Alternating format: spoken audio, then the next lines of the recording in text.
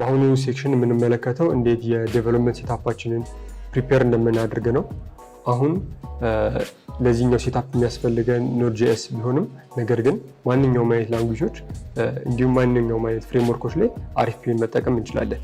በዚህኛው ሲናሪዮ ግን የሚያስፈልጉ ኖድ.js፣ npm እንዲሁም ደግሞ እናንተ ፕሪፈር የምታደርጉትን IDE ሲሆን በመቀጠል ደግሞ ሰርቨር ሴታፕ ማድረግ ሲኖርብን ኢንካሚንግ እና አውትጎይንግ ሪኩዌስቶቻችንን እንዲሁም ዌብሆኮችን ሴታፕ እናደርግበታለን።